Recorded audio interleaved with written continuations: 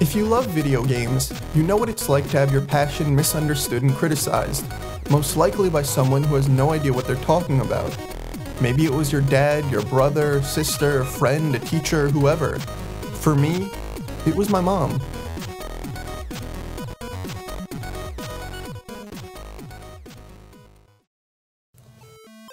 It's difficult to explain just how mainstream video games are nowadays. The thought of them being some nerdy pastime is long gone. Everyone plays games. Well, you know, not everyone, but more people do than you might think. Like, take a look at this. 49% of homes in the US own a game console, and most own an average of 2. It's kind of crazy. But where did I pull that statistic from?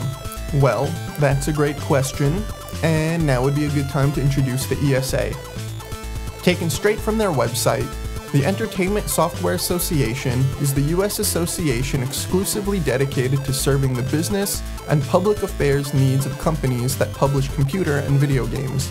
If that means nothing to you, some things the ESA do that you may be familiar with are running E3, the Electronics Entertainment Expo, and they were the group that established the ESRB, the age rating system for games. The ESA also deals with video game piracy, and provides nifty industry statistics that I'm talking about now, which I should get back to, but basically, the ESA is legit.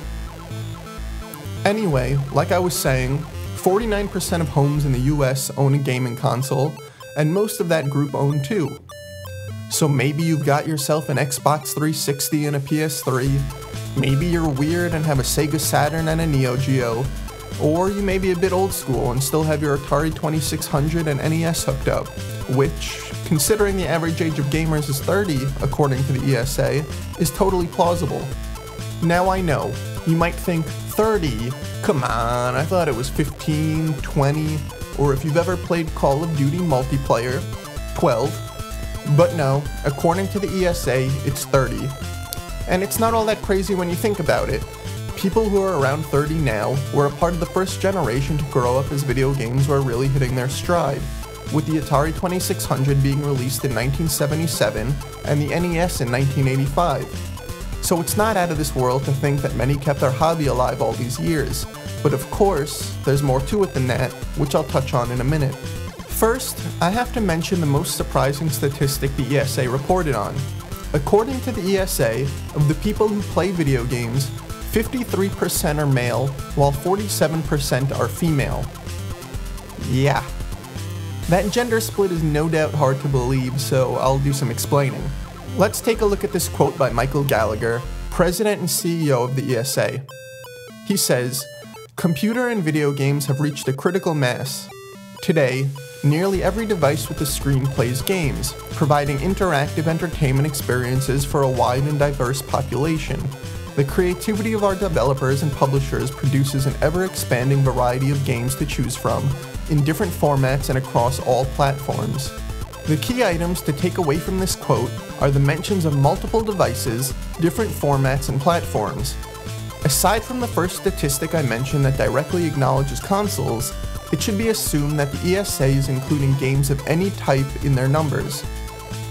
So presumably included in these statistics are the playing of mobile games, which may significantly sway the numbers in a different direction than one would guess. What I'm getting at is this.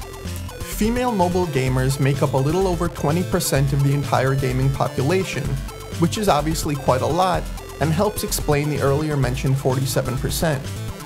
Also, to go back and touch on the average age of gamers is 30 thing, mobile obviously has a hand in that as well.